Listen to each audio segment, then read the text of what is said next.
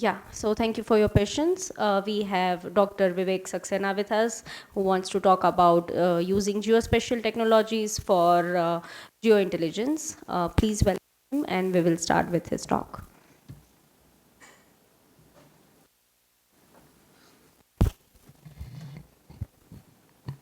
Thank you, madam, and very good morning to all of you.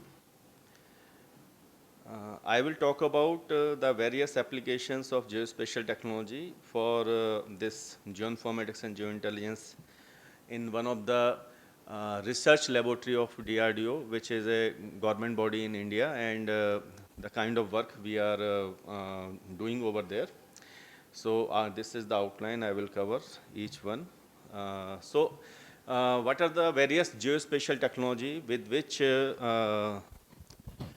we are working is GIS is very much ubiquitous, and the remote sensing data, which involves not only the optical one, but IR, thermal, and as well as microwave.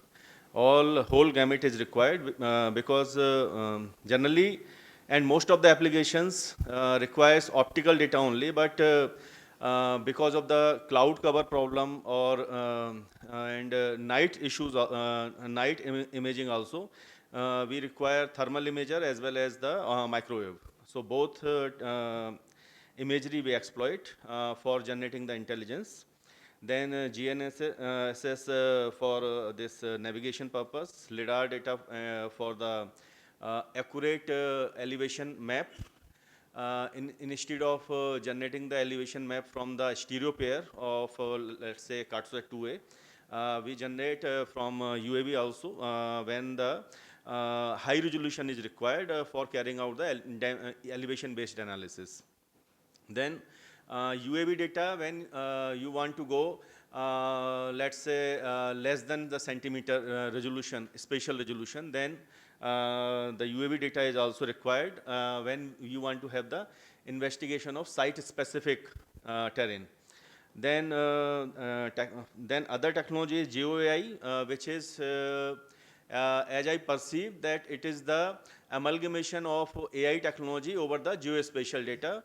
And primarily, when we say AI, as per the Alan Turing model, it is the natural language processing. But apart from that natural language processing, we do work in classification for object detection, object identification using remote sensing data, as well as then various optimization problem, which I will tell you in brief in my subsequent slide.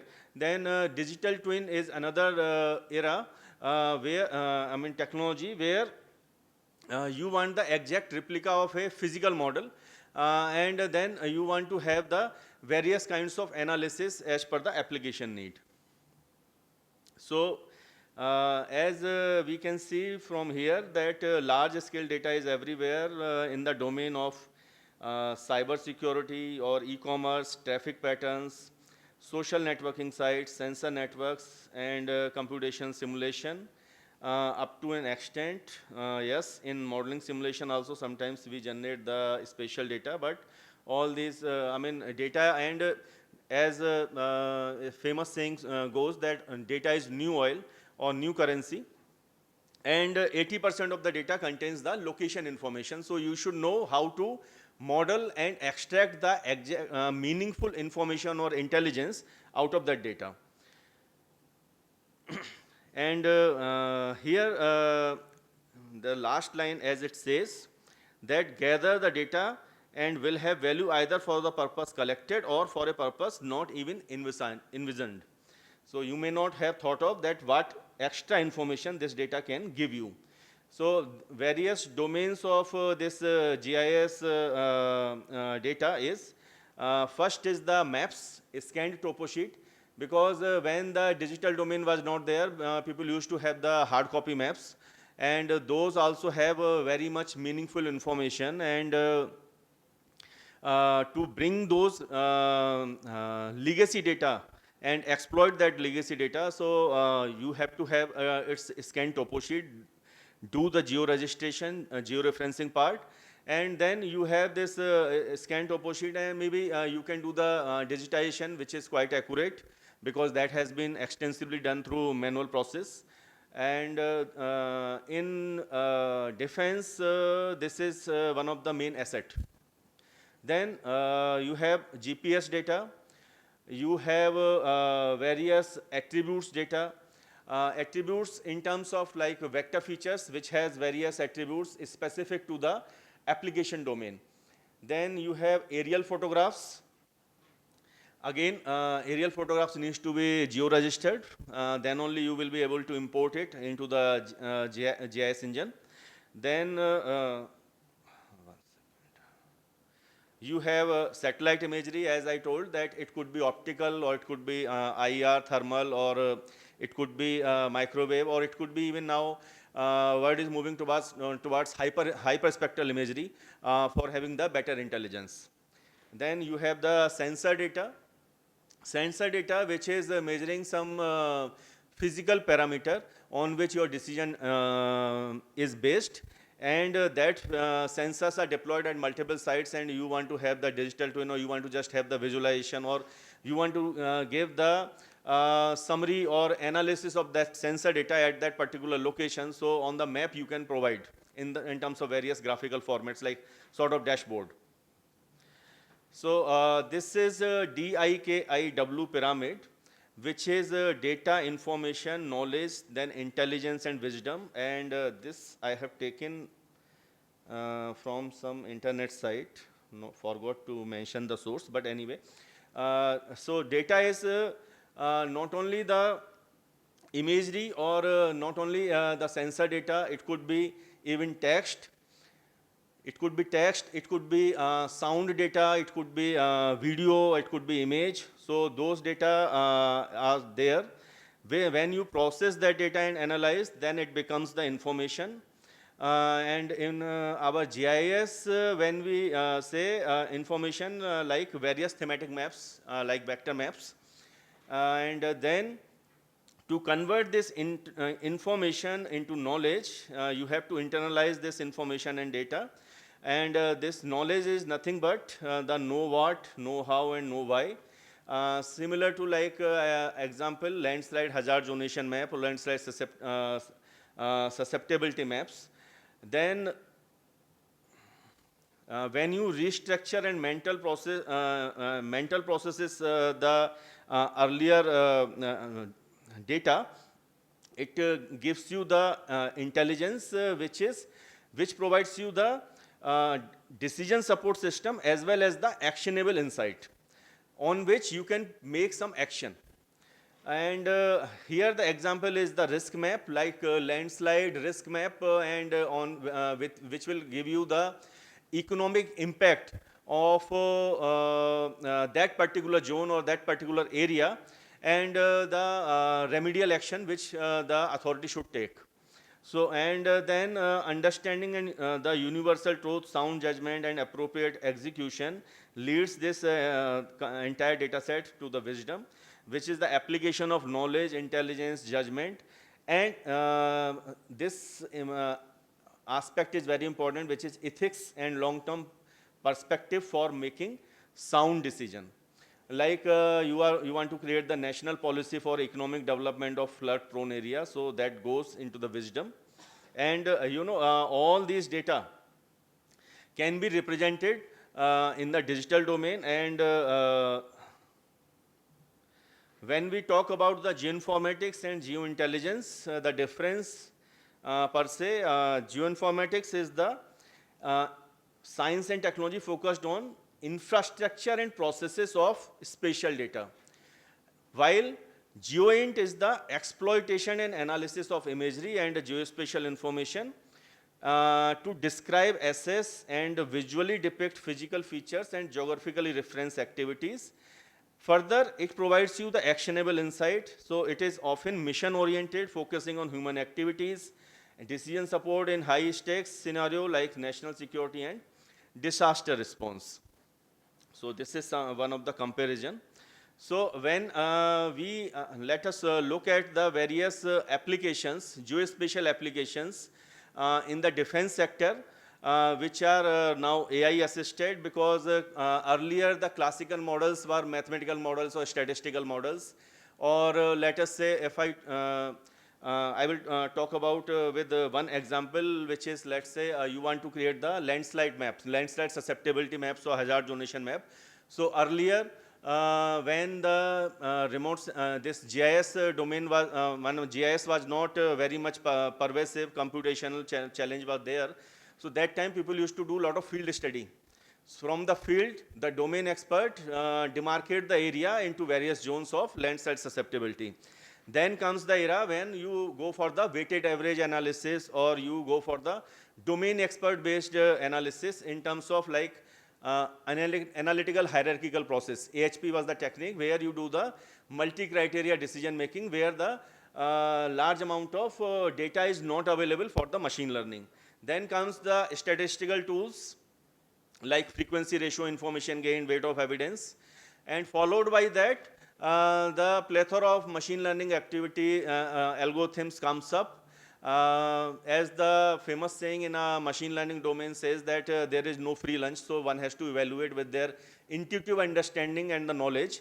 So various kinds of machine learning algorithms has been implemented for this problem statement or landslide susceptibility and hazard zonation. And the ultimate goal is the risk map, so that you will have you will be able to know the impact of economic impact of that particular area.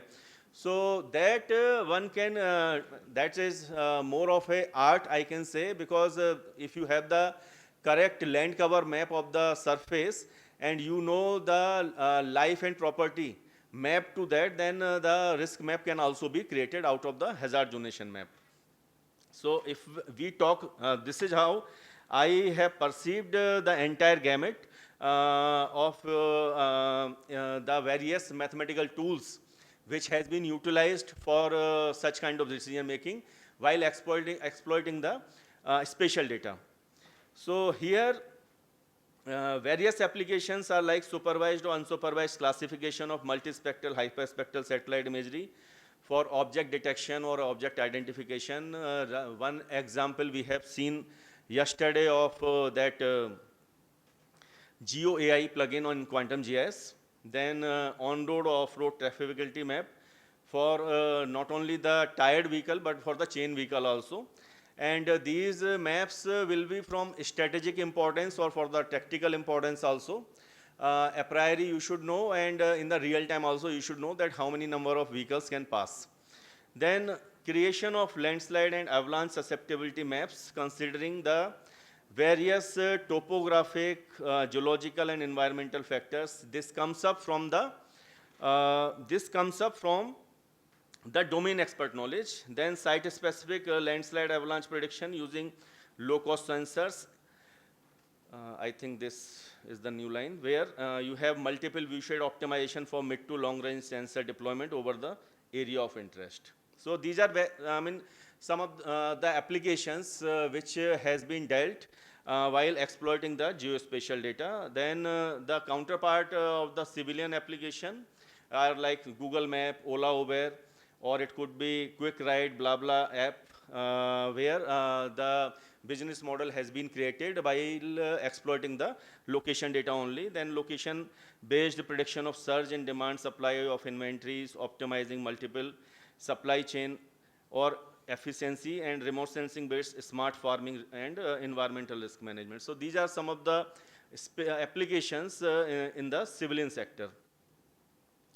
So this is one case study which is based on various AI approaches. Like first is the automatic recognition of natural terrain features, where the deep learning models are very much pervasive, and the category is classification with the supervised learning.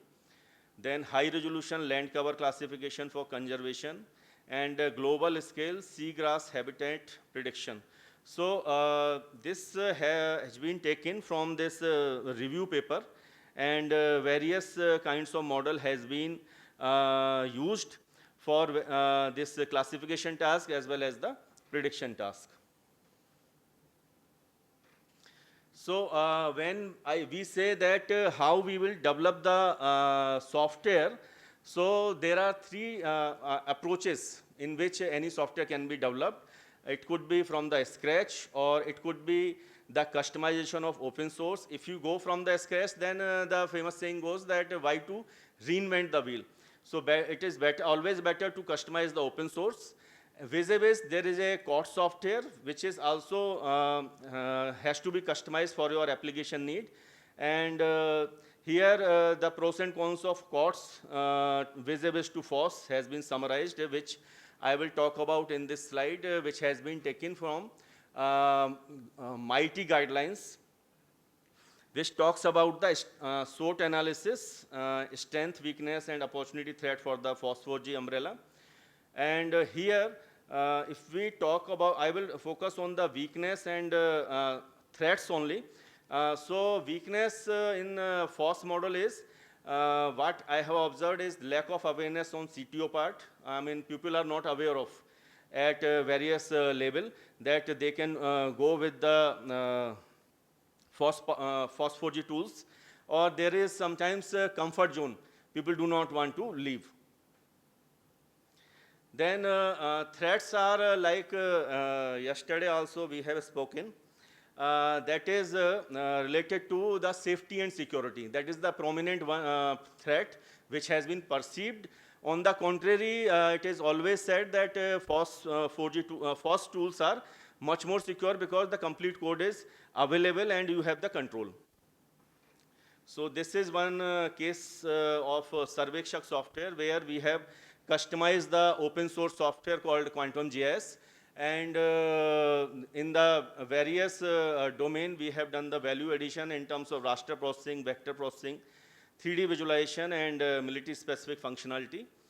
So the issues and challenges which has been faced while customizing the FOSS4G is, we have various kinds of data sources like DGN, MDB, GDB, KML, shape. So compatibility is required. So where comes the OGC standards? And then availability of metadata is also becomes the problem. And next is the most important one is the we do not have the internet connectivity. We have to work in the air gap network. So that again is a big issue in our environment. And then the software and data distribution.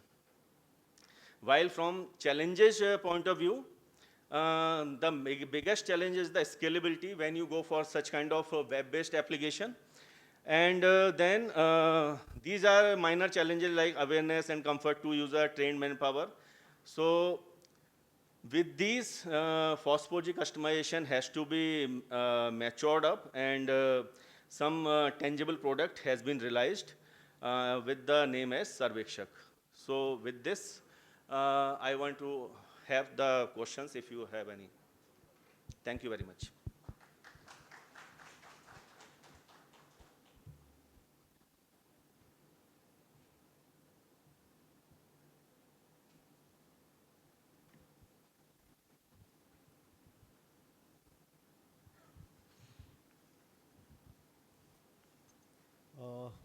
Yeah.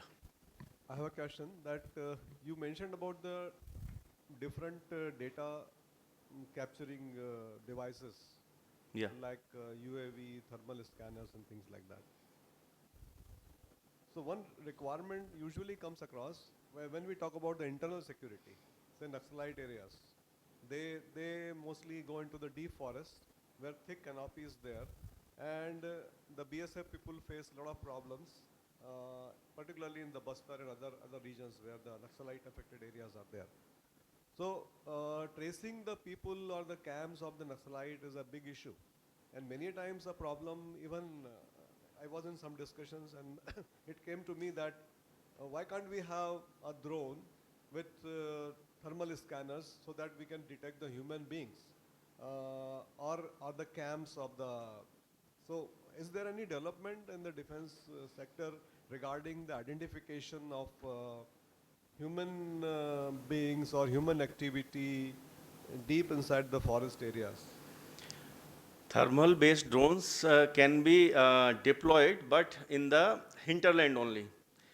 In defense, generally we target the across border, so that scenario we have not come across. But yes, the idea which you are proposing is very much valid, and it can be done.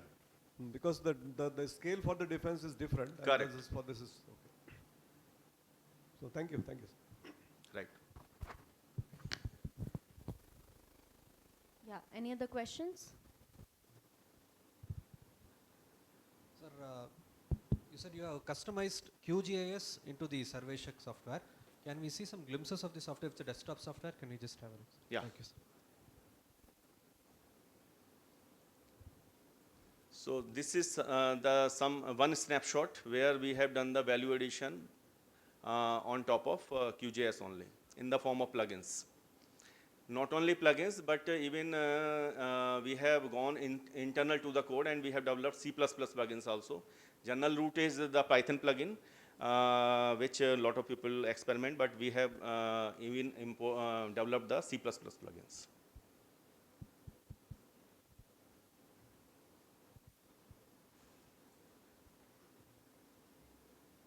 So in connection to the C++ plugin, so how you can you find any, can you have any observation that Python plugin is more efficient or C++ plugin is? I mean, we had certain requirement which that time we thought that with Python this is not possible. That's why we have compiled the entire code and developed our I new see. functionality. We Okay. have done the customization. Means you didn't use the QGIS libraries, you added your own code to the Right, QGIS. right, Okay, right, okay, okay. right. Yeah. So that was way back, and we used that time 2.16 version. Now I think 2.40 has come up, latest one. So quite a long back.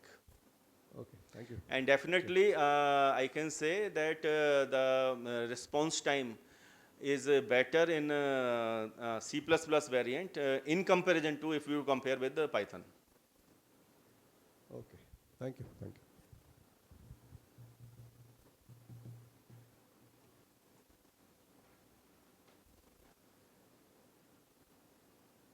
Yeah, if no other questions, we can conclude the session here. Thank you so much, Thank Dr. you. Saxena. Thank you so much.